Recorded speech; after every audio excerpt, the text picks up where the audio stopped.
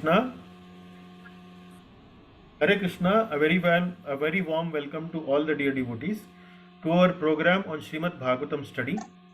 In this program, we are studying Srimad Bhagavatam's first canto to begin with, uh, and our study has taken us to now 17th chapter, where we have done already study of first 16 verses. Today we will try to study the next 10 verses, that is from 17th to 27th. Overall, this is our 44th class on Srimad Bhagavatam study. The title of this chapter that Srila Prabhupada has given is Punishment and Reward of Kali. Punishment and Reward of Kali. So today there will be very good, deep philosophical verses we are going to study today. But before we do that, let us recite some Mangalacharan prayers. So Mangalacharan prayers, Rakesh ji, I remember Vanaja Mataji was supposed to do. Vanaja Mataji. Is Vanaja Mataji available with us today? Yes, Prabhu. Available. Okay. Oh, very good. Vanaja Mataji, would you like to recite the prayer? I am sorry, Your Lordship, Your Honor. I couldn't do it too much. No problem. No worries. No worries. Somebody else may. Okay. So let us give opportunity to maybe Rita ji. Would you like to do this? Hare Krishna. Yes, Prabhuji, I will try. The Mangalacharan prayers. I hope you would Yes. have remembered them. Yes, Prabhuji. Okay, I will. please. Hare Krishna. Om Ajnantimirandasya Jnananjanashalakaya Chakshurunmilitam Yena Tasmai Shri Guruve Namah. Shri Chaitanya Manobhishtam Sthapitam Yena Bhutale Swam Rupa Kadamayam Dadati Swapadantikam. Vande Aham Shri Guru Shri Yutpat Kamalam Shri Gurun Vaishnavanscha Shri Rupam Sagra Jatam Sahagan Raghunathanvitam Tam Sajivam Sadvaitam Savadhutam Parijan Sahitam Krishna Chaitanya Devam Shri Radha Krishna Padan Sahagan Lalita Shri Vishakhanvitancha हे कृष्ण करुणा सिंधु दीनबंधु जगतपते गोपेश गोपिका कांता राधा कांता नमस्तते तप्त कांचन गौरांगी श्री राधे वृंदावनेश्वरी वृषभानुसुते देवी प्रणमामि हरिप्रिये वाञ्छाकल्पतरुभ्यश्च कृपा सिन्धुभ्य एव च पतितानां पावनेभ्यो वैष्णवेभ्यो नमो नमः जय श्री कृष्ण चैतन्य प्रभु नित्यानंद श्री अद्वैत गदाधर श्रीवासादि गौर भक्त वृंदा हरे Krishna Krishna Krishna Hare Hare Hare Rama Ram Rama Hare Hare Hare Krishna. Yes, Mataji. So please continue. Very nicely recited, Mataji. Now please continue with the prayers. Please recite these prayers also. Om Namo Bhagavate Vasudevaya. Okay, Prabhuji. Om Namo Bhagavate Vasudevaya. Om Namo Bhagavate Vasudevaya. Om Namo Bhagavate Vasudevaya. Narayanam Namaskritya Naram Chaiva Narottamam Devim Saraswatim Vyasam Tato Jayam Udirayet Nashtprayeshu Bhadreshu Nityam Bhagvat Sevaya Bhagavate Uttama Shloke Bhaktir Bhavati Nashtaki कृष्णाय वासुदेवाय देवकी नंदनाय च नंदगोप कुमाराय गोविंदाय नमो नमः. Thank you very much. Very nicely recited. Thank you.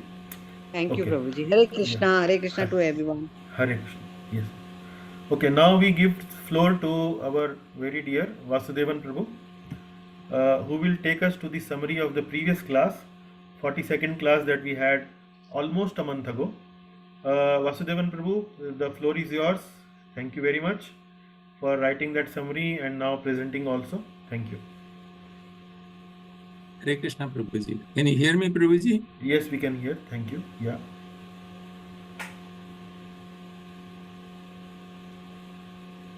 We can One hear second. you, Prabhu. Yes. Yeah. Hare Krishna, Prabhuji.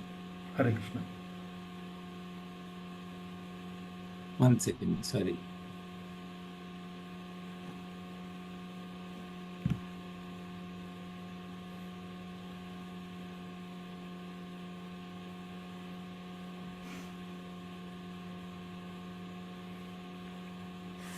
Okay. Hare Krishna, Prabhuji, and Hare Krishna to all the devotees. Hare Krishna, Prabhuji and Mataji.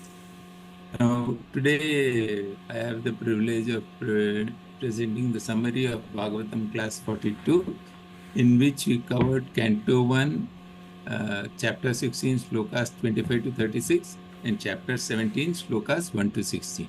Okay. So we'll start with Canto 1, chapter 16, slokas 25 to 16. So as we saw, Dharani was, the cow, was responding to the questions of Dharma the bull. And Dharani the cow, her response was like this. You were also once endowed with 4 legs by the mercy of the Lord and are now suffering on 1 leg. And Prabhupada in his purport here, he says that during Krita Yuga, when all religious principles, the Dharma, bull stands for Dharma, which is religious principles. When all the religious principles were fully operational, then the Dharma, the bull, had 4 legs.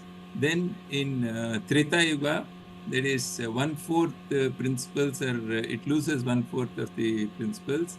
And then in Dwapara Yuga, it loses 50%, and Kali Yuga, it loses 75%. And towards the Kali Yuga, end of Kali Yuga, it almost reaches 0, and that is when the world is destroyed.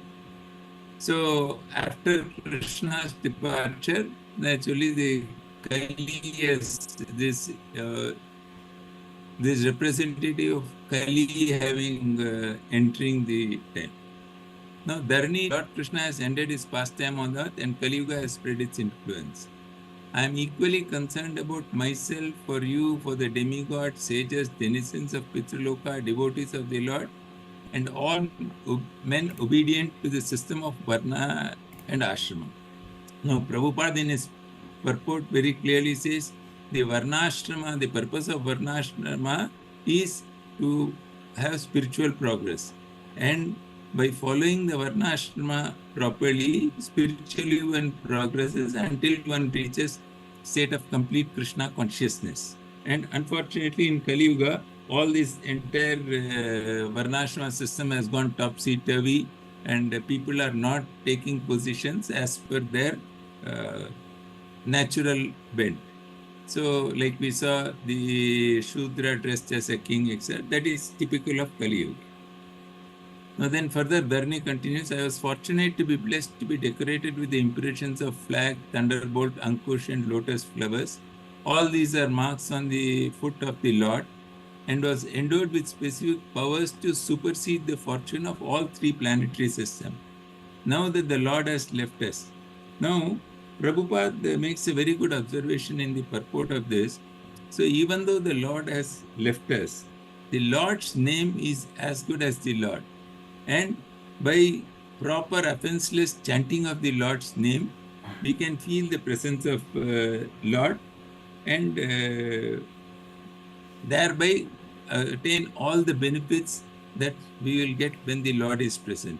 So Prabhupada has emphasized on the importance of chanting, which is in Kali Yuga, which is a substitute for a very good substitute for all for spiritual progress.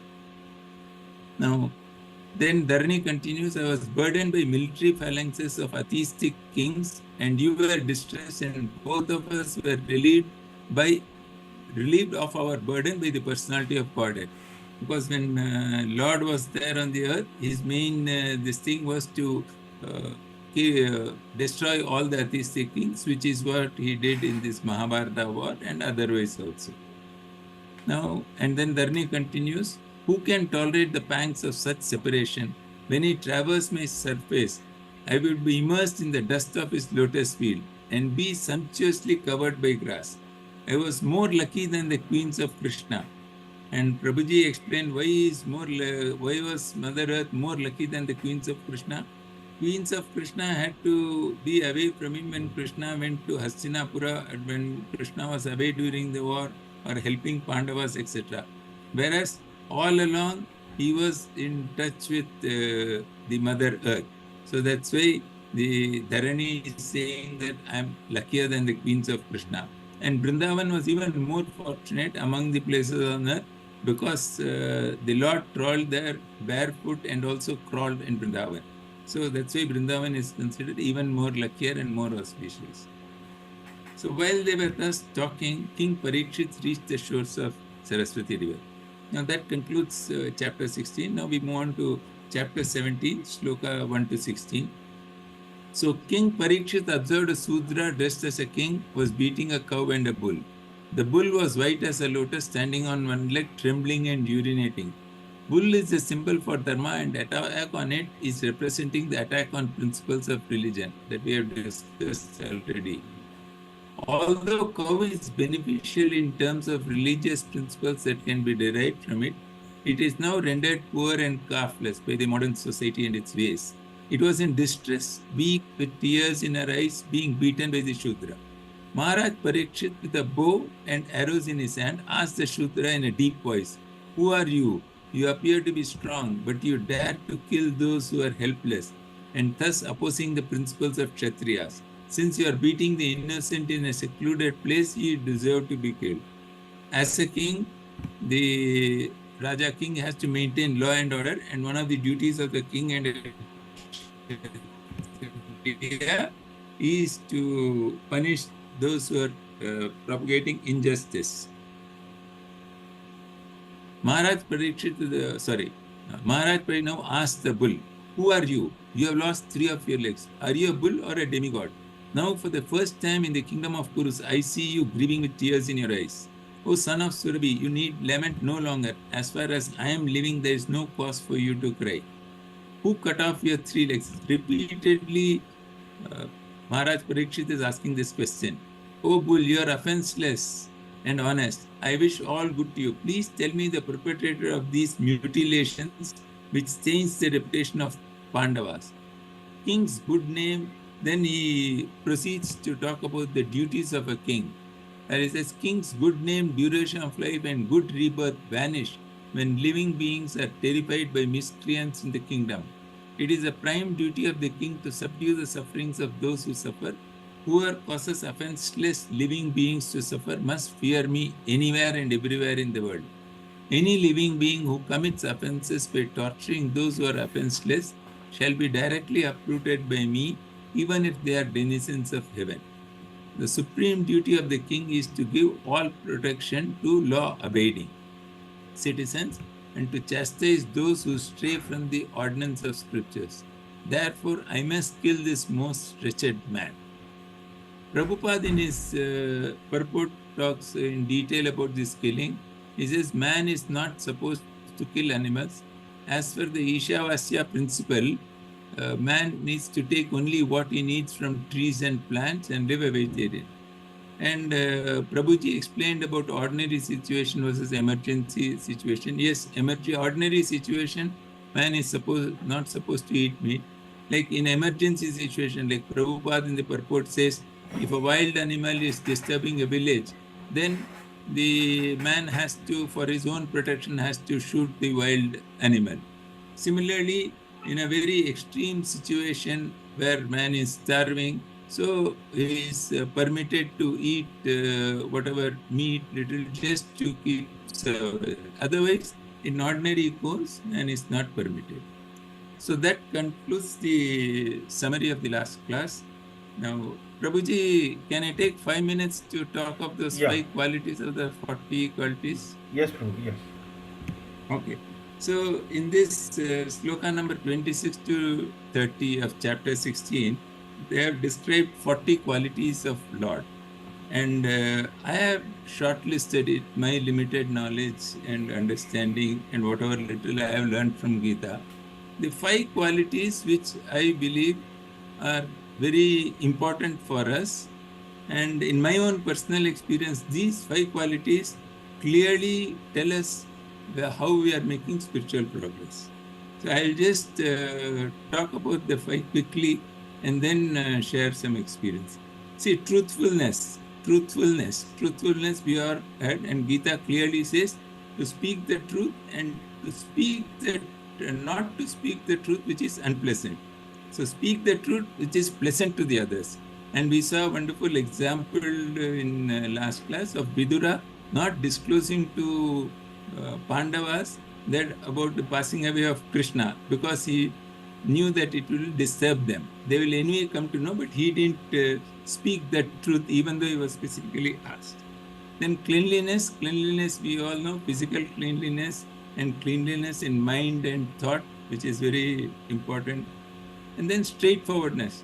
The moment you get into truthfulness and cleanliness, straightforwardness automatically follows. And the best part of straightforwardness is then people are able to understand you better and you are able to understand people much better.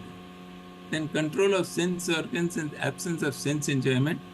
This is repeatedly emphasized in Bhagavad Gita also, and repeatedly emphasized in all scriptures, that we are supposed to serve the Lord, not get lost in the material world with sense enjoyment. And tolerance. And tolerance, again, automatically comes once you have your control on sense organs, sense enjoyment, and this thing. In my personal experience, whenever I have, since I have started my Gita class with Prabhuji and some other classes, etc., I am seeing that over the last 5 years, all my craving, my sense enjoyment, everything is come down. So that extremes have come down, and I have also developed a much better tolerance. And I find it very much easier now to be straightforward and truthful, etc. And I can sense that. I would just like to open this for discussion, to have others also. And first is Prabhuji's comments, and if anybody wants to share or ask any questions. Over to you, Prabhuji. Yeah, thank you very much, Vasudevan Prabhu. Very nicely and a spirited presentation of summary, specifically sharing your personal realizations about these 5 qualities among the 40 qualities you pointed out, and sharing it in a way that these something which you have personally felt, experienced, and so on. So this is something very important, that when we are studying these shastras, these scriptures, that we try to not only share the scriptures the way we have been reading in Prabhupada books or we have been hearing from other people, but we should also have our own personal presentation of the scripture. Personal presentation actually means that we are now trying to come in a more close connection with the scripture. We are now relating with the scripture as our own. We are resonating with what is written in the scripture with our own experience. So that is really very appreciable, and I would also request other devotees in the class to imbibe that mood, like what Vasudevan Prabhu in the very end of his presentation of the summary has presented. So that is really, really very nice. The choice of these qualities is also very good. Today, actually, we will talk about 2 of them in the class today also, which is truthfulness and cleanliness. A very similar explanation we also will give in the class today. But really appreciate your presentation, Prabhuji. Thank you, Prabhuji. Thank you for this opportunity. Prabhuji, just one point. Yes, Prabhu. Truthfulness बोला प्रभु जी ने कि Hmm. ऐसा बोलना चाहिए किसी को कष्ट ना हो उससे, Hmm. मगर विदुर जी ने जब धृतराष्ट्र जी से तो he spoke very harshly. Hmm. So, Although Satyam. he spoke truthfully, Correct. but he spoke very harshly. Yeah, this is one principle generally we hear from the Shastras, but typically if you read Bhagavad Gita, certainly we should speak the truth in a way which is palatable. Certainly we should do it in a way, but the most important quality of speaking the truth is the benefit of the other person. Benefit of the other person, that is hitam. Yes. So Prabhuji, can I answer that question? Yeah. Okay, go ahead, Prabhu. Yeah. See, Rakesh Prabhuji, initially, I think Dhritarashtra felt bad. But at the end, he realized that it is right and it is good for him, and he followed. So initially, he may have felt bad when he started, but ultimately it was for his good, and he realized and he followed that. This is just one small observation I wanted to Right. share, Prabhuji. Okay, another point, Rakesh ji, it also depends upon the relationship between the speaker and the listener. Sometimes we have a relationship with a listener to whom we are speaking to, that we can actually take the liberty of speaking a truth which is probably may not sound very palatable, which may not sound very pleasant. So Vidur had that kind of relationship with his elder brother Dhritarashtra, and hence he took that liberty to speak the truth which sounded very harsh to Dhritarashtra. But since Vidur was very close to Dhritarashtra, actually Dhritarashtra could understand the gravity of the truth that Vidur Maharaj was speaking. So the principles of dharma are not something like mathematics. They have to be adjusted, they have to be understood, they have to be imbibed in such a way that overall result should be the benefit of the other person to whom we are speaking to. So when we are speaking the truth, for example, you may have to go to a place to preach Krishna consciousness, which is maybe in the coastal regions of India. And in coastal regions of India, you will find many people who would eat fish. And now you have been given the opportunity to present Krishna Bhakti or Krishna consciousness to such people. Now what can happen? You may go as a preacher armed with your knowledge, etc., and go to them and say that no meat eating, no intoxication, etc., etc., and then you start your class. And the people who come there, they are all eating fish, and they hear from you as your speaker that you are supporting and advocating no meat eating. They will immediately kind of feel the barrier between you and them. Say, this is something which we have been doing for so many years since our birth, and how come this person is against meat eating? This is our regular food. So the point is, for the time being, if you kind of speak the truth, but not the full truth, just to make a relationship with those people, avoid saying no meat eating for some classes, and then later on, when the relationship between you and them have increased, improved, they have developed some kind of a faith within you, you can present that truth in a way that now they will be accepting more. So a truth can be made palatable by our tone, by our presentation, by our presence of mind, by our intelligence, by our creativity. But ultimately, when we speak the truth, the ultimate purpose should be the benefit of the other person to whom we are speaking to. So that is how we should see this. So it is not something like plus minus 1 plus 1 equal to 2 kind of thing. It is something, a matter of art, creativity, intelligence, but ultimately the benefit of the other person to whom we are speaking to. Yes, Does Prabhu. that answer your question? Yes, Prabhu. The main point is this should be for the benefit. For the benefit. To the So person. if you speak in such a way that it is not benefiting, rather than it is alienating with you, then what is the use? Sometimes it may not be possible to do that, but try as much as possible. So that is why I am saying principles of dharma are not so easy to understand and practice. There are many shades of grey in it. Okay, thank you very much for that very good question. We now move to our next slide. I hope you are already able to see that slide.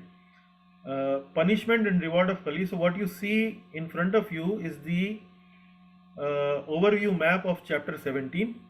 We have already covered verses 1 to 16, where Parikshit, an ideal ruler, is now appropriately chastising Kali. He is already in conversation with the Dharma, the bull. He is asking question, who is chastising you, who is causing you difficulty, and so on. And that discussion now moves forward. In the 17th to 27th verse, Parikshit discusses the cause of suffering of cow and bull. Cause of suffering. So we also in our life, we also as devotees, as normal human beings in our life, sometimes wonder why there is suffering in my life, why something bad has happened in my life. So you will find this discussion between cow and bull to be very, very interesting. So Parikshit is asking this question to the bull. What is the cause of your suffering? Who is causing you suffering? So bull is now responding to Parikshit in this section 17 to 27. So let us see the discussion. It is a very interesting discussion we will have. Probably you already know the principles what we are going to discuss, but we will try to understand in the context of the conversation between Parikshit Maharaj and Dharma the bull in the class today. Okay, so before we begin, as usual, we would like to have at least 2-3 names who can help and participate while we are presenting the slide by reading the text. So I who will else? do, Prabhuji. Okay, I will Rakesh ji do. will do, and I Vanaja will do. Mataji can do. Vanaja Mataji will do. Rakesh ji will do. Okay. Anyone? Because we only have 10 texts today, so maybe we will limit. I can also do, Prabhuji. Okay, so Jeevan Prabhu also do. So something like 3 plus 3 plus 3 or 3 plus 3 plus 4, we will kind of allocate today. So Rakesh ji, please read the text written on the slide. The personality of religion said, "These words just spoken by you befit a person of the Pandya dynasty, captivated by the devotional qualities of the Pandavas. Even Lord Krishna, the personality of Godhead, performed duties as a messenger." So the personality of religion said. Now who is this personality of religion? Dharma the bull. In the form of bull, Dharma is now speaking to Parikshit Maharaj. And what he is saying, these words just spoken by you befit a person of the Pandava dynasty. So what words Parikshit Maharaj has spoken? Parikshit Maharaj has spoken a lot of serious words. For example, in the previous section, Parikshit Maharaj mentioned to the bull that even if somebody who comes from the heavens, who is in the position of demigods, is doing something which is unlawful, which is irreligious, that person also, although he may be very, very powerful, but still that person also is subject to punishment in my kingdom. So this is something very, very powerful statement. Demigods are generally very powerful considered to human beings, both in terms of their age, their capability, their powers, etc., etc. But Parikshit Maharaj is making a very serious statement here that even such a personality is subject to punishment if they are not following the religion in my kingdom. Now, Dharma the bull is actually reacting to those kind of statements. He's saying, Dharma the bull is saying that, my dear king, don't worry. My dear king, don't worry. I fully accept what you have been saying. I don't think that you are actually simply blowing your own trumpet. You are making big statements like the politicians do in this age and time today. So I don't consider you a politician who is making some fake claims and so on. I take every word that you have spoken very seriously. Why? Because you are from Pandava dynasty. And what is so special about the Pandava dynasty? The special thing about the Pandava dynasty is captivated by the devotional qualities of the Pandavas, even Lord Krishna, the personality of Godhead, performed duties as a messenger. Now this is something which is something like a very highest honor somebody can actually bestow upon someone. So you as a person have such a character, have such devotional attributes that even the Supreme Lord Krishna has performed duty to you in personal capacity, like a messenger, like an ordinary messenger. So Lord Krishna has done several duties, like for example, Lord Krishna became Parth Sarthi to Arjuna, and then he also became a Shanti Doot and went to the went to the Kauravas for the peace agreement. So all those roles have been played none other than by Supreme Lord himself for you Pandavas. So you Pandavas have an impeccable character, have a very nice devotional attitude. My dear King Parikshit, you are coming from that dynasty, and I treat each and every word of you literally. I take it very seriously. I don't consider those to be empty promises. So that is how Bull starts his conversation with Parikshit Maharaj. And Prabhupada also, in the purport to this verse, actually writes that sometimes the words of a pure devotee are even more powerful than the words of the Lord himself. Why? Because the Lord actually becomes a servant of the words of the pure devotee. He loves his pure devotee so much that the Lord becomes captivated by the assurance of the pure devotee, and sometimes the words uttered by a pure devotee can become even more powerful than the words uttered by the Supreme Lord himself. So that is the potency of the devotional service. So this is something what we should understand from this particular verse. Okay, now we move ahead. Just 1 minute.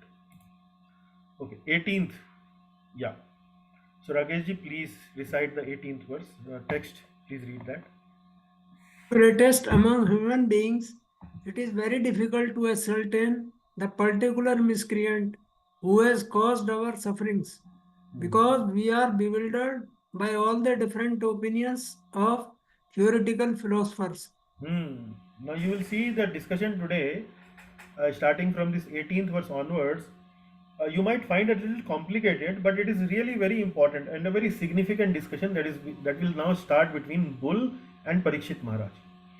So the background to this answer that Dharma the Bull is giving to Parikshit Maharaj, it is the question that was asked by Parikshit: who caused your suffering? Who caused your suffering? While he was looking at Kali, who was already hitting the bull in his only leg, Parikshit actually wanted to have some confirmation from the bull himself. Please tell me who is causing this suffering to you. So if the bull would confirm and give testimony that Kali was doing it for me, then Parikshit Maharaj couldn't actually take some appropriate action against Kali. So this is the background behind this question. And now the bull says, "O greatest among human beings, it is very difficult to ascertain the particular miscreant who has caused our sufferings, because we are bewildered by all the different opinions of theoretical philosophers." Now the bull start to answer the question of Parikshit Maharaj, and he gives kind of a unclear answer. He is not directly answering Parikshit Maharaj. He is actually giving a very unclear answer to begin with, and he is saying that it is very difficult to ascertain who is actually the cause of our suffering. He's becoming the bull, the Dharma, the bull is becoming a little philosophical here. It's very difficult to ascertain the particular miscreant who has caused our suffering. Why? Because we are bewildered by all the different opinions of theoretical philosophers. Because we are bewildered by all the different opinions of theoretical philosophers. So he starts this response in a very, I would say, diplomatic way. Diplomatic means trying to hide away or run away or avoiding to pinpoint Kali as the miscreant. And you will see why as the discussion in the class today progresses. You will try to understand why the bull is not straight away pointing to Kali. See, my dear Parikshit, this is the person who actually caused me suffering, and we will unfold that mystery in a little while. But let us see for the time being what Prabhupada has explained in the verse, in the purport to this verse. So first of all, understand, you have already understood that Dharma the bull is trying to avoid to answer this question directly, and then he is pointing that we are not able to pinpoint to a miscreant. Why? Because as far as different philosophers are concerned, my understanding is there are different reasons for the cause of our suffering. There are different reasons for the cause of our sufferings. Now, Prabhupada, in the purport to this verse, lists down 6 philosophies.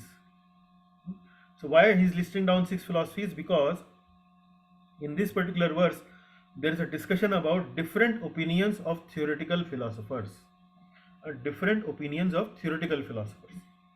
So theoretical philosophers, because it is mentioned about various philosophers, so Prabhupada is giving some idea of various philosophies, and he is listing down 6 philosophies. Vaisheshika, logic, which is Tarka or Nyaya, we call it Nyaya also. And then Yoga Sutra of Patanjali, Sankhya, which is being given by Kapila, Karma Mimamsa, which is given by Jaimini Rishi, and then Vedanta, which is given by Vyasa. So Vaisheshika has been given by Maharshi Kanad, and Nyaya has been given by Gautam Rishi. So 6 philosophies has been given in the purport, explaining that there are different philosophies in Indian philosophical system, and each philosophy actually identifies different reason for our suffering. So we will see later on what are those different philosophies and how these give different reasons or different arguments for suffering. So let us see the 19th verse. Okay, yes Prabhu, please read the Some text. of the philosophers who deny all sorts of duality declare that one's own self is responsible for his personal happiness and distress.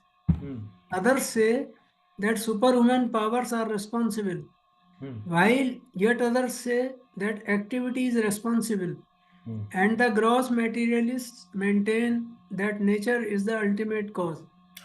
Now you see in the previous verse, Dharma the bull has started this discussion. Sir, I don't know what is the cause of my suffering.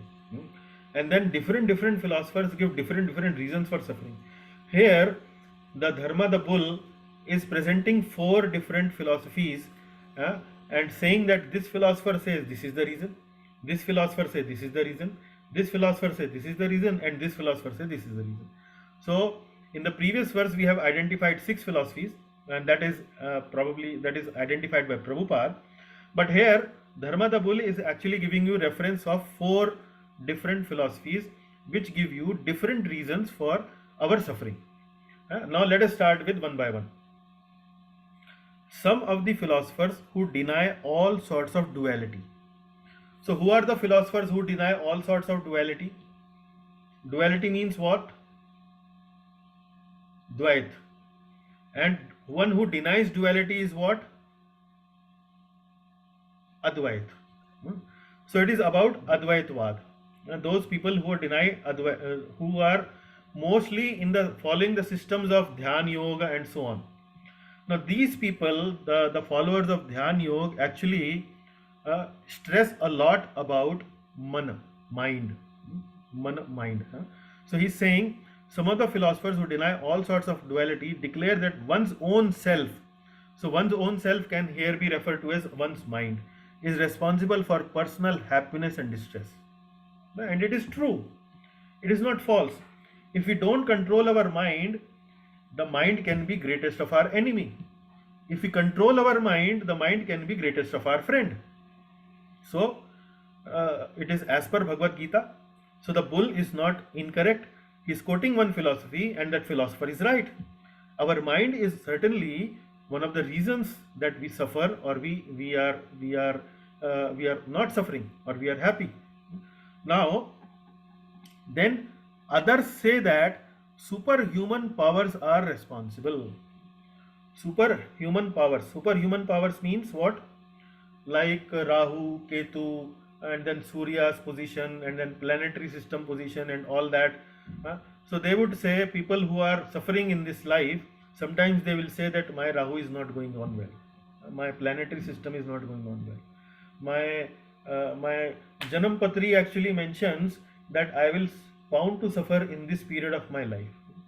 So superhuman powers are responsible. So there are, and that is possible, that is also true, because we have studied in our quiz also about astrology. In astrology, what happens is when a person takes birth, then according to the previous karma that he has done, he takes birth in a particular period where the constellation of stars has certain position. So through the science of astrology, the astrologers actually try to determine what is the position and what would be the destiny, what would be the fate of this person, and so on and so forth. So this reason is also correct. The second philosopher is saying that superhuman powers are responsible for my suffering. Then he gives the fourth reason. While yet others say that activity is responsible. Activity means what? Karma. Activity is karma, action. So karma, certainly our karma is responsible for our suffering. If we do bad to someone, we are sowing a seed for a bad karma. And that seed will fructify in due course of time, maybe in this lifetime, maybe in next lifetime, and we will get the reward of that karma. So this is also reason very correct. While yet others say that activity is responsible. Then gross materialists maintain that nature is ultimate cause. Materialist. So materialists actually don't believe lot in karma and all that thing, and then they say that the materialists say that my nature is the ultimate cause. Nature means my own swabhava, my nature. So I am actually a person who becomes angry very quickly, who will become angry very quickly. So because I have this nature of becoming angry very quickly, actually I suffer most of the time. I don't have good relationship with these people. I don't have very good, nice, friendly relationship with the other people, and so on. So like this bull, the Dharma the bull, is now giving us the examples of different kinds of sufferings of different philosophies. So this is, and all of them are correct. All of them are correct. Let us see what he says in the 20th one. Now we go to our next reciter, Vanaja Mataji. Vanaja Mataji, can you read this 20th text? There are also some thinkers who believe that no one can ascertain the cause of distress by argumentation, nor know it by imagination, nor express it by words. O sage, among kings, judge for yourself by thinking over all this with your own intelligence. Now again, you see the bull, the Dharma the bull, is kind of escaping the question. Is kind of escaping the question, and you will see the reason why he is escaping the question. He is Dharma.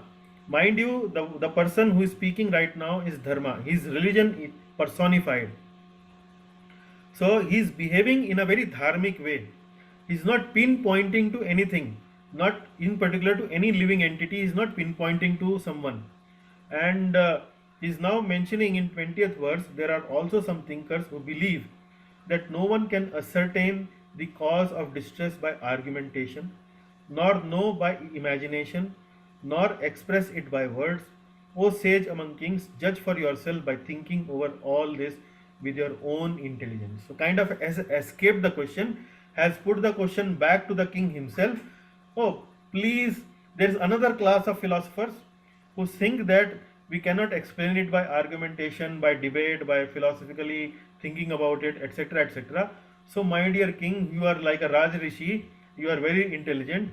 Kindly make out why I am suffering by your own intelligence. Don't actually ask me. Don't ask me a question where I have to point a finger to someone that this is the person who is actually cause for my suffering. So this is the philosophy that which is presented here in the 20th verse. There is some thinkers who believe that no one can ascertain the cause of distress by argumentation, nor know by imagination, nor express it by words. So this is the class of philosophers which are Vaishnavas. So the bull is actually trying to escape this question, and trying to escape this question, he does not want to point to Kali that he is actually the cause of suffering. Why it is so, I will explain you a little later. Ultimately, what we need to understand here is we discussed in the previous slide, there were different philosophies explaining different reasons for cause of suffering. The Advaitavad saying mind is the cause of suffering. The Karmavadis are saying that our own actions are the cause of suffering. Some others are saying the superhuman powers are the cause of suffering. Like that, there are multiple philosophies, and each one of are correct. But who is the ultimate cause of our suffering? Who is the ultimate cause of our suffering? Actually, ultimate cause of any success or failure in our life, any ultimate cause of success, failure, or happiness in our life is whom? Is actually Lord Krishna. Who is that person? That is Lord Krishna. And Bull actually does not want to say that Lord Krishna is the cause of my suffering, so he is kind of trying to escape the question. Nor he is trying to say Kali is the cause of suffering. That is also he is trying to escape the question. Now the question you may ask me is, how Lord Krishna actually is the cause of our suffering, ultimate cause of our suffering? And the answer is, Vanaja Mataji, I am muting you for a while just to avoid any background noise. Yeah. So the answer is, if you remember Gita verse 15.15. So can anyone recall Gita 15.15? 15th chapter, 15th verse. Sarvasya chaham hridi sannivishto bhakta smritir jnanam apavanam cha vedescha sarvair ahameva vedyo vedantikrit vedvid ev chaham. सर्वमे वेद्यो हाँ, वेदांत कृत वेद विदेव चाह. Are वाह, Hare very Krishna. nice. Yes, Prabhu. That is the verse. So in this verse, what are we trying to understand? Sarvasya chaham hridi sannivishto. Among all the living entities, actually I am the one who resides in the heart of the living entity as Paramatma. So what is the job of Lord Krishna as Paramatma? Job of Lord Krishna as Paramatma is actually to oversee on all the activities the living entity does in this life or next life or on the previous life. Everything. He's something like a CCTV camera, permanently attached in our consciousness, and who records each and every thought, each and every action, each and every nuance that we are going through, etc., etc. And then this Paramatma actually passes upon the verdict through material nature, through Maya Devi, through material nature, that what should be the destiny of such person. If he has done something really good, then the results are very good. That's how he recommends to the material nature. If he is not doing very good, he is causing something ulta sulta, then the results are according to that. So ultimately, the cause of our success and failure, or in other words, suffering, actually is Lord Sri Krishna. So it doesn't look nice for Dharma to say that it is Lord Krishna. So it's avoiding and escaping this question. Similarly, he is also not trying to pinpoint to Kali as the cause of suffering. Let us see why, slowly and gradually. So in this slide, what I have done is, I have summarized the slokas 19th and 20th. So opinions of different philosophers. Advaitvadis says Atma, one own self, is the reason for suffering. Daivagyas, who are Daivavadis, they say superhuman powers and planets are actually cause of our suffering. Mimamsakas, Jaimini, philosopher like Jaimini who has followed Karma Mimamsa, they say karma or one's activities are the cause of suffering. Then Lokayats, that Swabhav or our nature is the cause of suffering. And Vaishnava says no one can ascertain the cause and distress by argumentation, imagination and words. Our cause of suffering. So what we are trying to say is that all of them are saying right, but all of them are not ultimately right. Ultimately right means, what is the ultimate cause of our suffering? They are giving some cause of suffering, which may be one immediate cause of suffering, but not the ultimate cause of suffering. So ultimate cause of suffering is Lord Sri Krishna himself, who is situated in our heart as Paramatma and decides upon, oversees upon all our activities and decide based on our activities how our next life would be. And the suffering also actually has been designed in our life only after Lord Krishna has directed material nature to do or to or to create our destiny in this particular life. So that is the answer.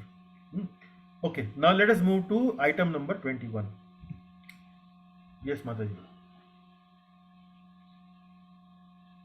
Please read. Banija Mataji, you need to unmute Yes. and then read. Parikshit discusses the cause of suffering of cow and bull. 21.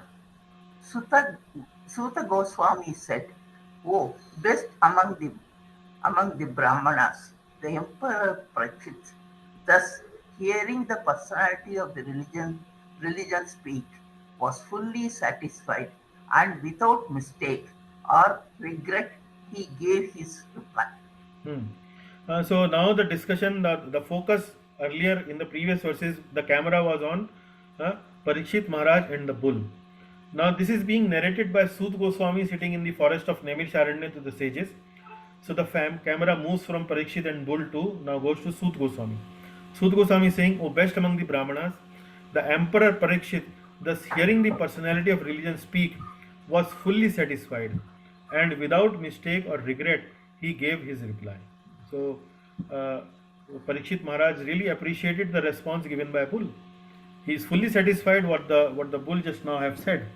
So he now discusses this later in the next verse. Yes, 22nd. Yeah. The king said, "Oh, you are in the form of a bull. You know the truth of religion, and you are speaking according to the principles that the destination intended for the perpetrator of irreligious acts is also intended for one who will identify the perpetrator. You are no other than the personality of religion." Yeah, this is a very, I would say, a subtle verse. This can cause confusion also. This can actually could be a very, very delightful verse also to discuss. Now, in the previous verse, we kind of understood that the bull is not pinpointing to anyone, and we try to understand that this could be because that he could not say Lord Krishna is the cause of suffering, neither he could say Kali is the cause of suffering. So why he could not say Lord Krishna is the cause of suffering, we can understand that because Lord Krishna is our dear Lord, and the devotee of the Lord actually never consider Lord to be the cause of suffering. The devotee of the Lord always consider one's own karma as the cause of suffering. But he is also not saying Kali to be the cause of suffering, and this is something which is indicated by King Parikshit in this particular verse. So let us read it once again. "O you who are in the form of a bull, you know the truth of religion, and you are speaking according to the principle of that the destination intended for the perpetrator of the irreligious acts is also intended for one who identifies the perpetrator." So there are two parties. One is that party which has caused the sin, which has caused some difficulty, which has caused some bad activity. Then there is a second party. Second party is the one who identified, oh, this person actually has caused suffering to me.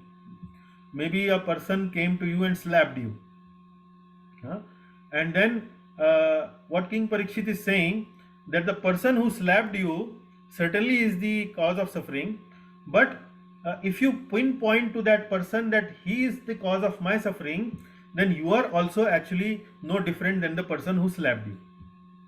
Are you able to get my point? Can someone in the class explain me what I just explained? Are you able to follow my point?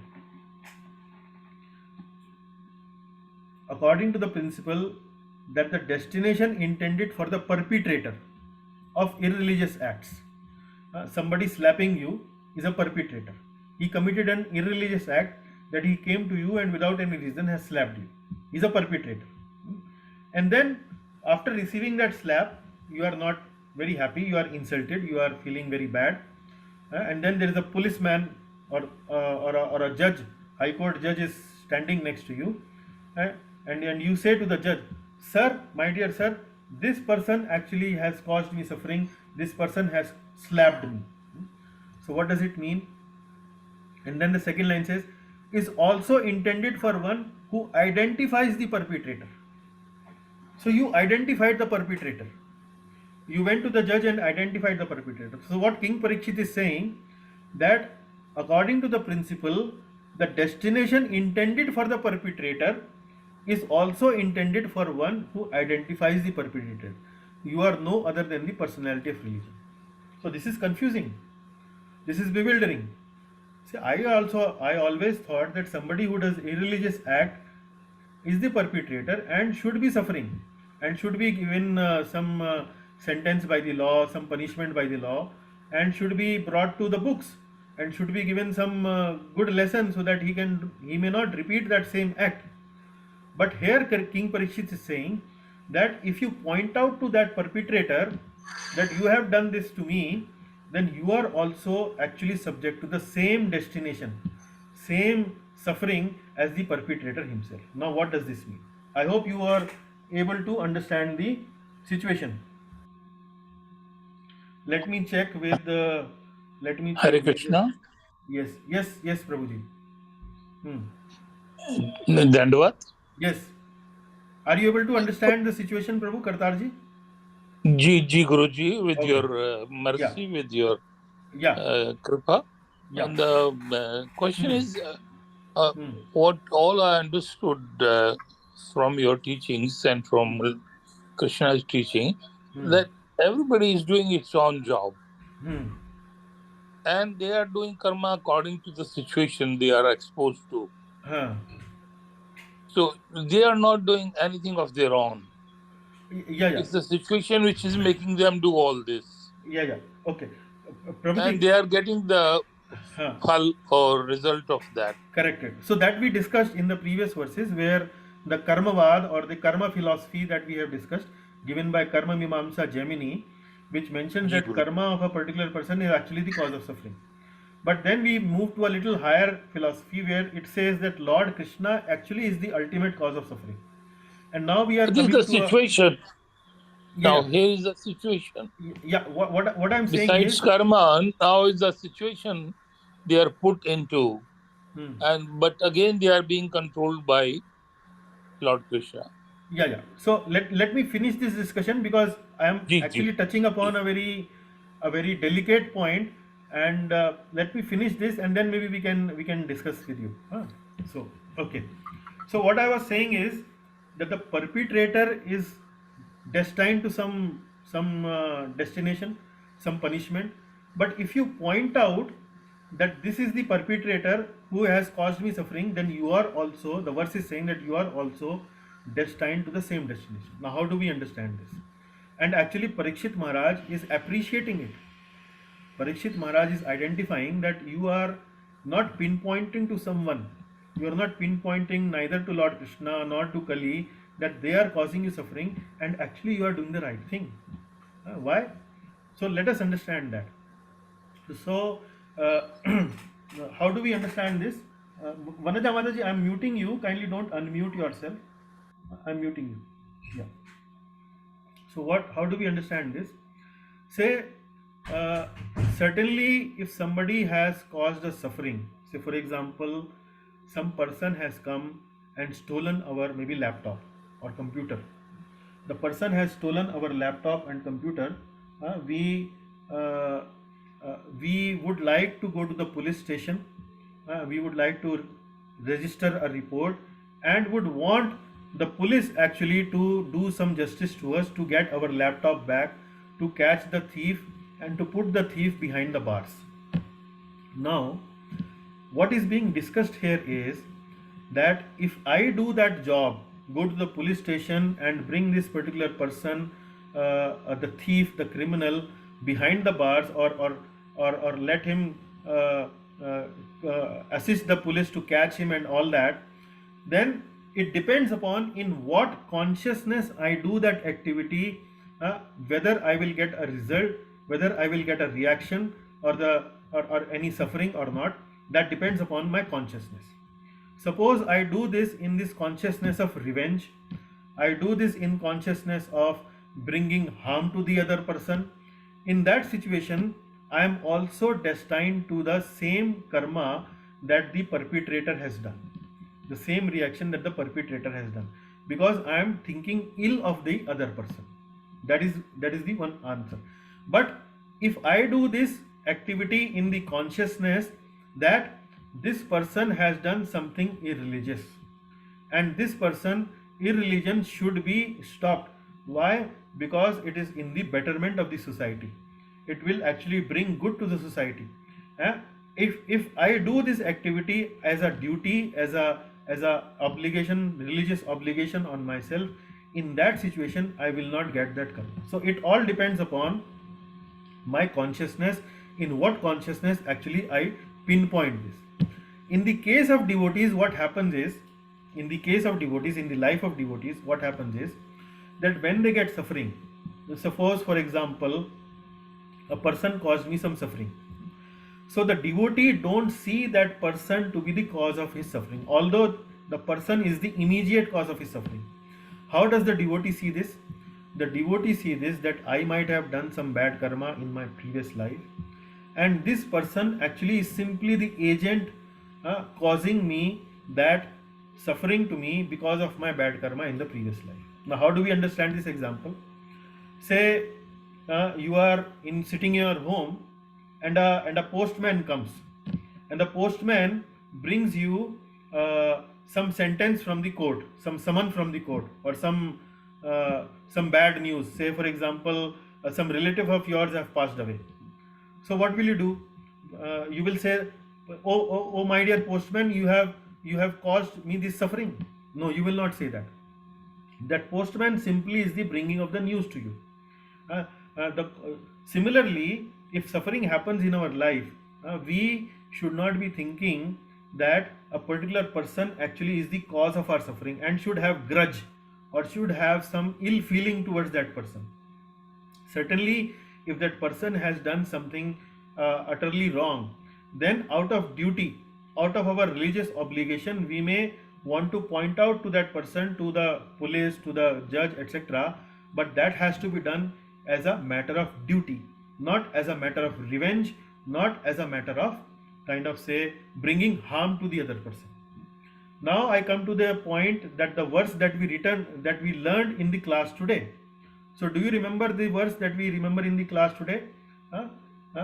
What was that? Tiraskrita vipralabdhaha shapta shipta hata api. Tiraskrita vipralabdhaha shapta shipta hata api. Nasya tadbhakta pratikurvanti tadbhakta prabhavopihi. Nasya pratikurvanti tadbhakta prabhavopihi. So what is the context in that verse? Although your devotee, my dear Lord, although your devotee is very powerful, is having influence, but still, even though he will be cheated, he will be cursed, he will be ridiculed, he will be killed even, still your devotee actually does not do pratikurvanti. Pratikurvanti means he will not have the ill feeling, he will not have the feeling of revenge towards the other person.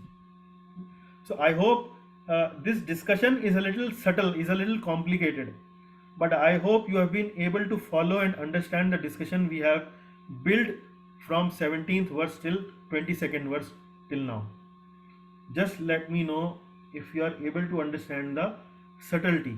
This should not make you feel that you should not point out to the other person who has done or bring harm to you in your life. Maybe somebody stole your typewriter or your laptop or your mobile, or somebody has brought some ill harm to your family member or yourself. But the way we need to do this, the consciousness, the way we need to do this should be as a matter of duty, should be as a matter of our religious principle, not as a matter of not as a matter of revenge, not as a matter of bringing harm to the other person.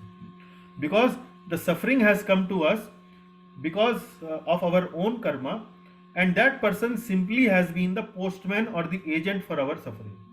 So we should not hold grudges towards that person. That is the main crux of discussion. And the bull, Dharma the bull, is actually trying to follow the same thing here. He is avoiding this question to Parikshit Maharaj when he is asking, who caused you the suffering? So the bull is saying, sir, my dear sir, there are different philosophies. Some say this, some say this, some say this. So Vaishnava says this, Mimamsaka says this, and so on. And then Parikshit understands the hint of the bull. And then he appreciates, oh, you are actually religion personified. And this behavior, this acharan, actually is expected from you. So like you see, you read this verse again. Vanaja Mataji, please read this verse again now. Please unmute yourself and then Yes. read. Yeah. The king said, "Oh, you who are in the form of a bull, you know the truth of religion, and you are speaking according to the principle that the destination intended for the perpetrator or irreligious acts is also intended for one who identifies the perpetrator. You are no other than the personality of religion." Now, is the meaning of the verse now more clear to the devotees? Yes, yes, Huh? Yes, Yes. Vanaja Mataji. Does Yes. it make sense now? Earlier, when we read the text, it did not made much sense. Rather, it sounded very counterintuitive. It Say is a how complicated. Actually, this yeah. situation is very complicated for a normal person like Correct, us. correct. Because actually we are not supposed to Hmm. cause any harm to the person who Hmm. has caused you harm. Yeah, yeah. So Vanaja Mataji, actually, those who don't know her background, she's a lawyer, right, Mataji? Yes, She's a lawyer. So Yes, she's I am talking. She's talking as a lawyer now. So Yes. the person who has caused harm to us, we are not supposed to cause harm to the other person. Rather, we should book him to the court of law as a matter of duty. So that is the something similar what has been discussed here. Yes. So what does the devotee of the Lord do? Devotee of the Lord actually tolerates the sufferings. Tolerates the suffering, considering that suffering to be his part of his own karma. That That is does what- not, yeah, that is what tolerance means. that is what tolerance means. So that does not mean that you should not you should allow that person to do whatever with you. As a matter of duty, as a matter of your religious obligation, you should actually check that person. But that has to be done as a matter of duty, not as a matter of revenge, or not as a matter of bringing harm to the other person. Okay. You should so, not take it. You Hmm. should not take it personally. Yeah. But whatever you have to do as a duty, we have to Hmm. do. That's Correct. So that is what it is being discussed here. I hope it is clear now. Let us move to the next one. Hare Krishna. Yes, Prabhuji. With your permission, then Yes. Yeah. Please go ahead. Yeah. Okay. To my mind, to my whatever I got from these classes and from my Guruji, Hmm. that it all depends on very simple thing, Hmm. that I am reacting as a Jeev Hmm. or I am reacting as Atma, which is my real self. Hmm. So the total, all this situation what you are giving us today Hmm. will be simplified if we feel I'm a Jeev or I'm an Atma. Okay. If Yes. I think Jeev, I will think of revenge. Hmm. If I think of Atma, Hmm. I will think of the last thing which you said. Correct. I agree with you. Very So- nicely explained. Very nicely Ji explained. Guruji. Yes. Okay. Thank you, Guruji. Yes, Prabhu. Thank you. Okay, Vanaja Mataji, your last one today, Yes. 23rd. Yeah. Thus, it is concluded that the Lord's energies are inconceivable.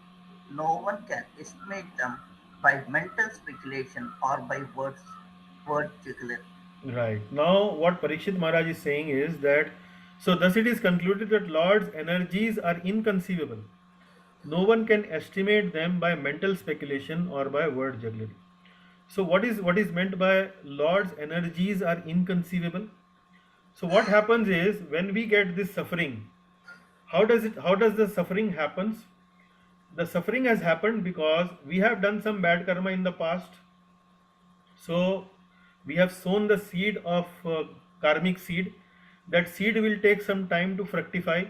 Ultimately, there will be a fruit on that tree. The karma now has fully ripened, and then we are not supposed to get the karma phala. Now we are ready to get the karma phala. So we did something wrong. What will happen is one day that karma phala will manifest on us. Somebody in our life or in around us will become the agent for delivering that karma phala, and that agent is somebody who, because of the minute independence that the Lord has given to that living entity, decides to misuse his independence.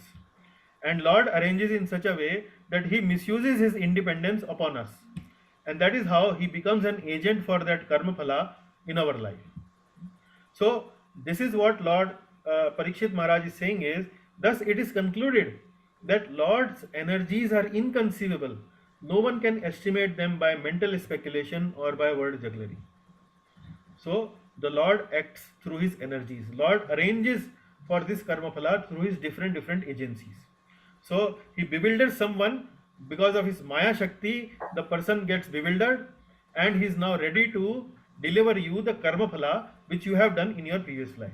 And that person who delivers you the karma phala actually also gets the karma phala because he has misutilized his independence. So this continues to go on and go on and go on. This is how the karmic cycle actually works. So this is what complicated philosophy being discussed between Dharma the bull and Parikshit here. Okay, that was the difficult part for me as a teacher to explain you to in the class, but I hope if you are able to understand, I will feel satisfied that a job has been done properly. Okay, we move to the 24th verse, and Jivan Prabhu is our third speaker for the day today. Yes, Prabhu, please read this. Verse number 24. In the age of Satya, truthfulness, your four legs were established by the four principles of austerity, cleanliness, mercy, and truthfulness. But it appears that three of your legs are broken due to rampant irreligion in the form of pride, lust for women, and intoxication. Hare Krishna. Hare Krishna. Now Parikshit Maharaj is bringing the discussion to a next level. He's changing the theme. He's saying that in the Satya Yuga, you had four legs. You are Dharma, and Dharma actually stands on four legs. What are those four legs? The four legs are austerity. In Sanskrit, we call it tapa. Cleanliness. Cleanliness means shaucham. Shaucham means, like we use this word called shauchalya. Shauchalya means the place where we go to become clean, place for cleanliness. So cleanliness means shaucham. Mercy is actually daya. And truthfulness means satya. So tapa, shaucham, daya and satya are the four legs on which the religion actually stands. But it appears that three of your legs are broken due to rampant irreligion in the form of pride, lust for women and intoxication. So you will see that in the later verses, the fourth leg, which is still remaining with the Dharma, the bull, in this particular age, is truthfulness. That is the one leg that is remaining. But other three legs, which is austerity, cleanliness and daya, mercy, have been broken already. And who are the agencies for breaking those other three legs? These agencies are pride, lust for women and intoxication. Now, how pride, which leg has been broken by pride? The leg that has been broken by pride is actually tapasya. Tapasya means what? Can somebody explain what is the definition of tapasya Srila Prabhupada has given in his classes, in his books? What does tapasya means?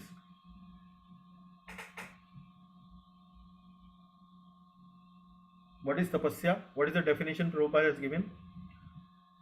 Voluntarily, I am giving you words so that you may remember.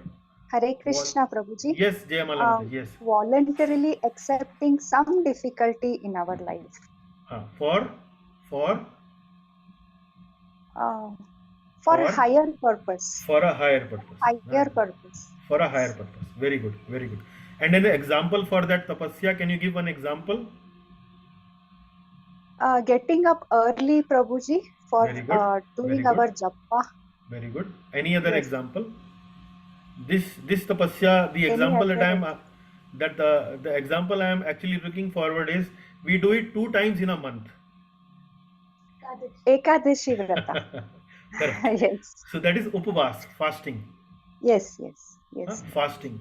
So tapasya means fasting, like voluntarily accepting something, some difficulty for a higher purpose.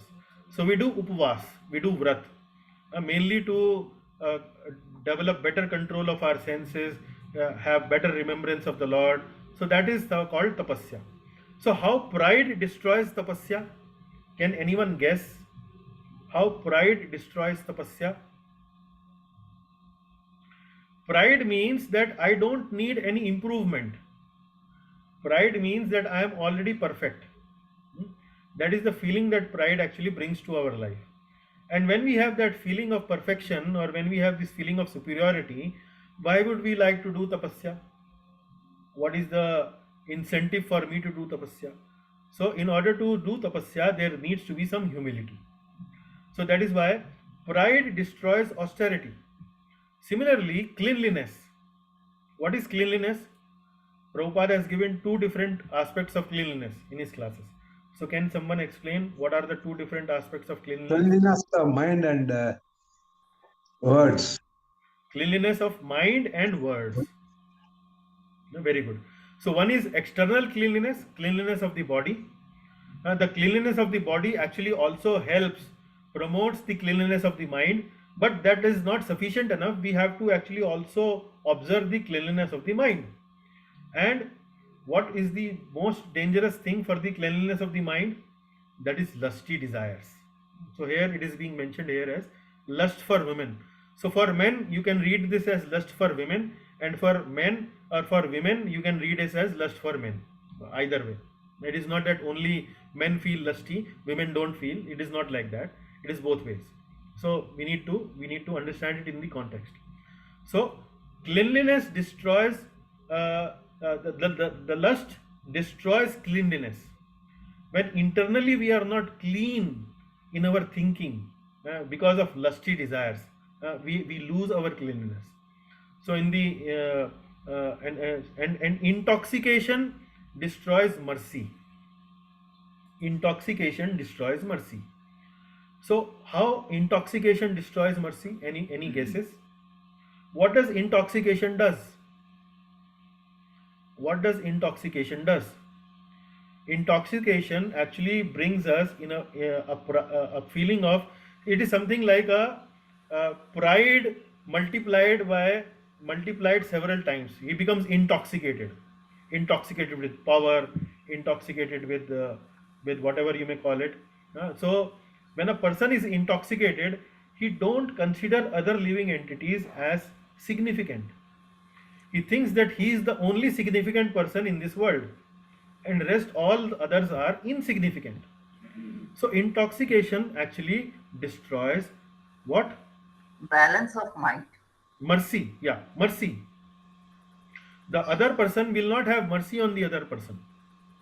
He will always think he's such an inferior, low class, degraded person. Why should I have mercy on this?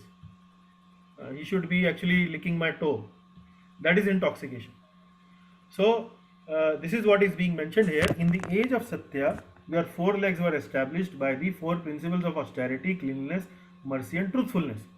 But it appears that 3 of your legs are broken due to rampant irreligion in the form of pride, lust for women and intoxication. Now what do we see in the society today? Pride, lust for women or men and intoxication, they are so rampant, so much present in our society. Even next door, you just peep next door, you will find examples of this. Sometimes you might find examples in your own house. So like that. Now how can we mitigate this situation? How can we mitigate this situation? We can mitigate this situation by following the principles of dharma. And what are the principles of dharma? Austerity, cleanliness, mercy, and truthfulness. So, what do we teach in ISKCON society, in our Vaishnav society? What do we teach people first of all? When they come, chant 16 rounds of holy name Hare Krishna Mahamantra every day.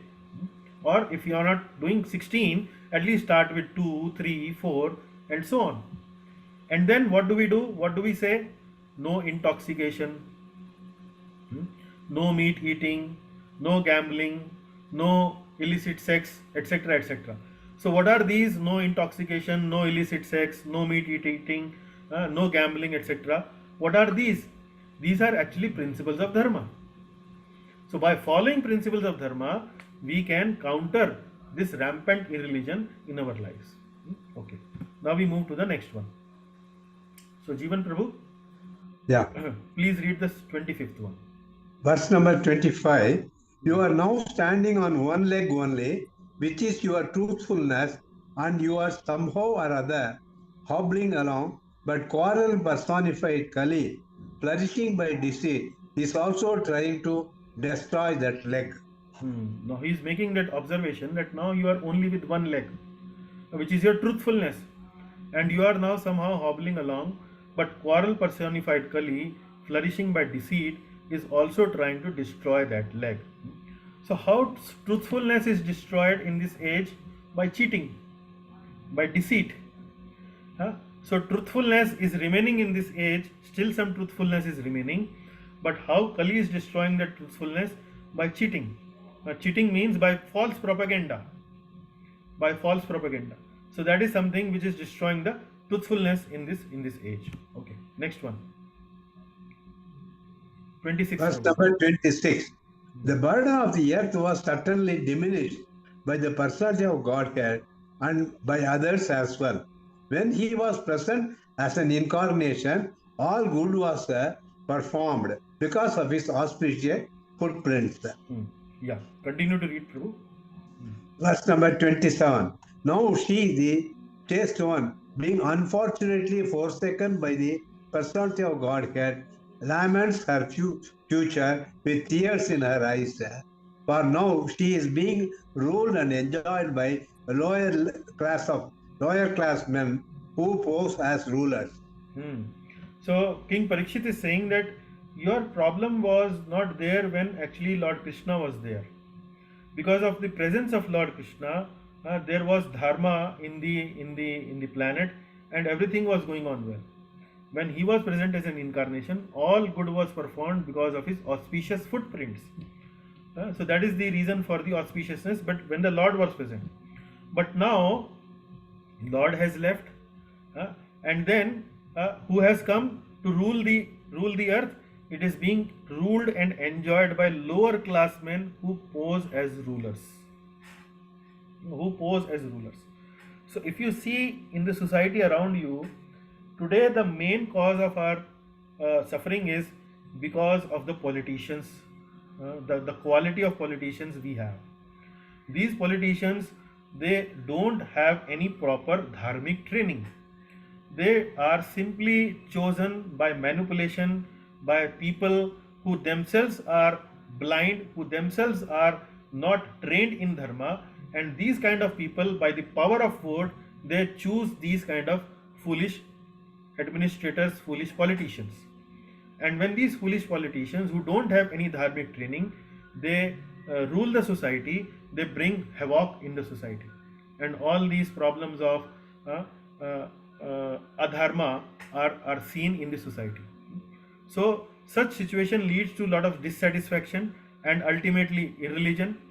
And Prabhupada writes in the purport that how can we counteract this irreligion? Prabhupada says we can counteract this irreligion by propagating the education of Srimad Bhagavatam in the society at large. So when we propagate this science of Krishna consciousness, Bhagavad Bhakti, in society at large, we can counter these principles of irreligion, the difficulties that are caused by irreligion, the difficulties caused by these adharmic politicians in a much better way. And what to speak of when such a person actually become your prime minister or your king in the society. And that's what we see in Indian politics nowadays. We see in many states there are much better politicians, and the situation of the country is improving progressively. So that is all for the class today. I am happy that all these 10 verses took most of the time and I don't have to cut short the class. I thought that I may have to cut short the class. And thanks all the readers who read the class today. I hope it was useful. It was a little difficult, complicated one because of the nature of the verses. But I'm confident that you have been able to pick up the message. So any questions, any discussions, we can discuss now. Thank you very much. All glories to Srimad Bhagavatam. All glories to Srila Prabhupada. Yeah.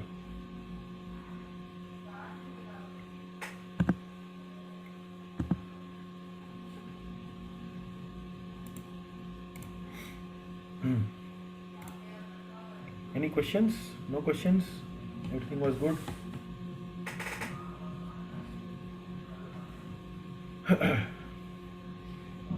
Hare Krishna, Prabhuji. Yes, Jayamala. Thank you so much for today's class. I missed actually a little bit, 5 minutes maybe, but there is a doubt, Prabhuji, Yes, that I'm not able to understand how Sri Krishna is the cause of all the suffering, because in the Bhagavad Gita it is said, no, Upadrishta Anumantacha, it is overseer and permitter. It is the jiva who desires, and according to the desire, the Lord will reciprocate. So the jiva's desire, he had that enjoying desire, and that's why we all find today ourselves in this material world. And so, is it not the jiva who is the cause of his own happiness or suffering, Prabhuji? Yeah, that is the or am I understanding that is it the wrong? immediate cause. That is the immediate cause. Lord Krishna is the cause in the sense that he has created that system. He has Hare created Krishna. that. Yeah, Prabhuji, just 1 minute. He has created that system. He has created that system through which ultimately the jiva has been delivered the will be delivered the suffering. For example, you said that he is the overseer and the permitter. So what does permitter means? Permitter means that there is a cause of there is some karma phala awaiting a particular jiva who has to actually suffer for that karma phala. But unless Krishna permits it that it be delivered to the jiva, it is not delivered to the jiva. That is what Krishna arranges through his energies. Through his energies. Does that make sense? Yes, Prabhu. Yes, Prabhu. Difficult. Yeah, yes, it is very difficult. In the sense that yes. he has created this system of karma. So he is the ultimate cause. Like for example, you want to go to see a movie. The picture hall is just next door to you, and then suddenly you don't feel well. Although the picture hall is just next door to you, you are not able to see the movie. Although you want to see the movie, you have the capability of seeing the movie, but you don't feel like seeing the movie because you are not ill, you are not well. So ultimately, it is Krishna who sanctions something that happens, either good or bad. So unless Lord Krishna permits, Lord Krishna sanctions it. So there are different levels of causation. Jiva doing something is one level of causation. Then the next level is Prakriti. Then the ultimate level is Lord Krishna. If you remember, we have read this 14th verse in 18th chapter. 5 factors of anything that happens. What was that? Adhishthanam, karma, karta, and then cheshta and daiv. ultimately Daiv. Daiv means destiny, or Daiv means the Supreme Lord, sanction of the Supreme Lord. So ultimately whatever is happening because he is allowing it to happen.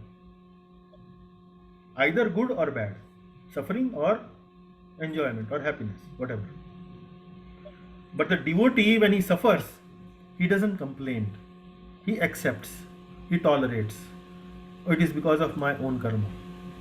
That is the difference between a devotee and a non-devotee.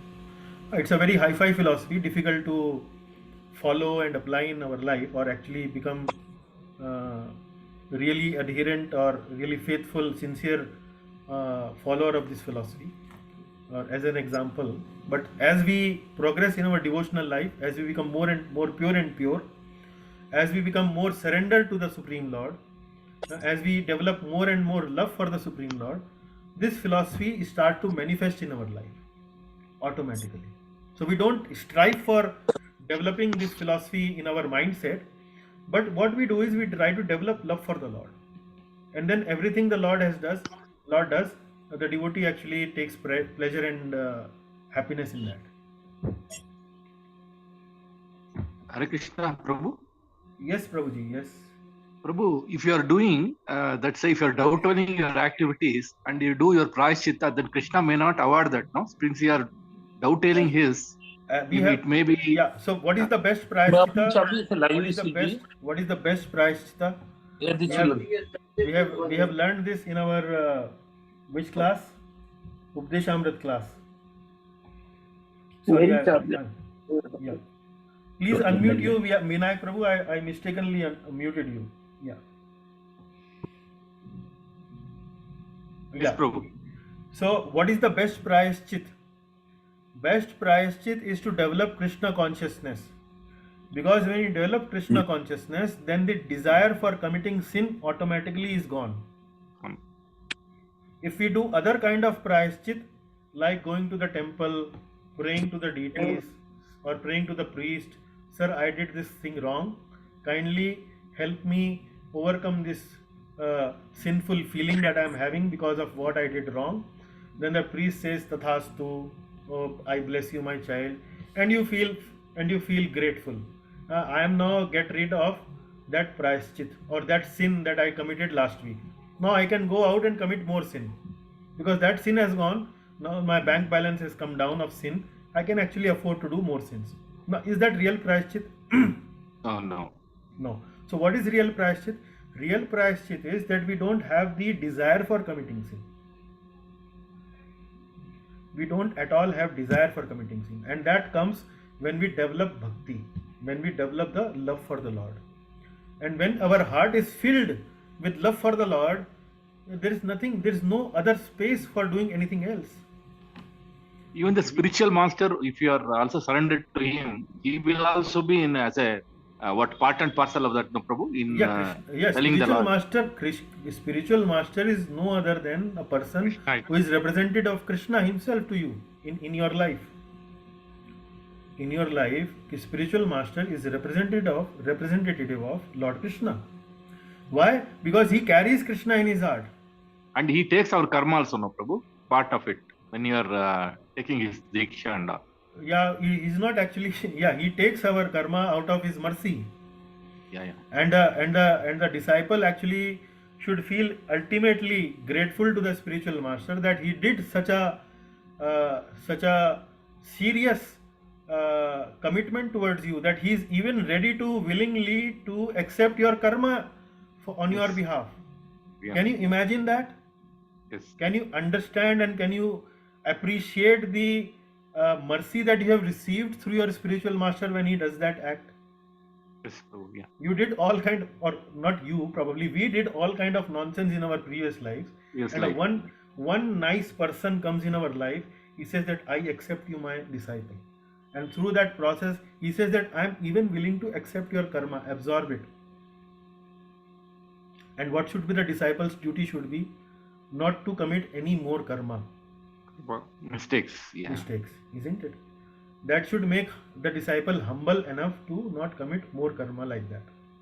So that is what we should understand. difficult philosophies, difficult things. Easy to speak in the class, difficult to follow in life. Difficult to follow it. Yeah. Why difficult? Because we are not yet fully Krishna conscious. The more So much we do- purified, not Yeah. purified. Pure not, devotee not, means not yeah. fully purified. On the way. But the more we remember, the more we reflect upon these things, the better we become. The more we surrender, the more we get purified. No The problem. more we get purified. Yeah. And the process of surrender is already given to you. Chant 16 rounds, follow 4 regulative principles, do Shravanam Kirtanam, if possible, do some preaching also, do deity worship, all those things, all the principles of bhakti. Hare And Krishna. association of devotees also is greatly helpful. Certainly, all that. Bhagavad Sangi Sangasya. What was that verse, Jivan Prabhu, our verse learning champion? Bhagavad Sangi Sangasya. What was that?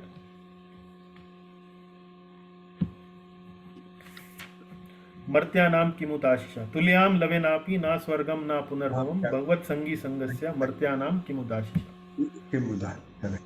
Moment of association of a pure devotee is not at all comparable to swarga or moksha, and then what to speak of some tiny benefits in this material world. So this is the incomparable nature of association of devotees. Thank you, Prabhu. Very nice questions, Vinayak ji. I am really very, very happy that the class is really asking very good questions. Very nice. Very good. Thank you. I can have permission, Yes, Guruji? yes, Prabhuji. Yes. By all means, Yeah. please go ahead. But I have to answer Mataji's question. Please go ahead. Which before this, Yeah. she must follow the 3 steps: Atma, Prakriti, Parmeshwar. Parmeshwar. Yes. Jiva, because all desires are connected to Atma. They are controlled by Prakriti, and Prakriti is controlled by Paramatma. Yeah. Jeev Jagat Jagdish. Jeev Jagat Jagdish. Jeev, Guruji. Yeah. And the question is very simple. His answer is, which you told in the previous class, be Pandit. Be Once Pandit. you become Pandit, Understand the difference between temporary and permanent. Temporary and permanent. Through this Nashwan Sharir, you can understand Nashwar Atma. Correct. Then you become Pandit. Very Once good. you become Pandit, there won't be any problems. Excellent. So This is yes. your mercy, all your mercy. Okay. So I hope they got Hare Krishna, Prabhu. and you are yes. satisfied? Hare Krishna Mataji. Hare Krishna. Yeah. Ji, Hare Krishna. Yeah. Please, Prabhu, continue. I was just saying Hare Krishna to Anuradha Mataji. Yeah. No, Hare no, Krishna it's- Jayanti. Hare Krishna Jayanti Mataji. Hare Krishna. Yeah. We can talk next class with your permission. Sure. And this, if everybody, all of us, after listening your classes, become Pandit, our problems will be solved. Yeah. Maybe they start chanting Hare Krishna, follow 4 regulative principles. That should be good enough for me. That solved my plenty of problems. Yeah. That solves plenty of problems. Correct. Yeah. Okay. Thank you, everyone. Sure. So Shubha Mataji, I hope you found the class useful. Shushma ji, and then Vanaja Mataji. Okay, Jayanti Mataji. Okay. Good. Hare Thank you. Krishna to all.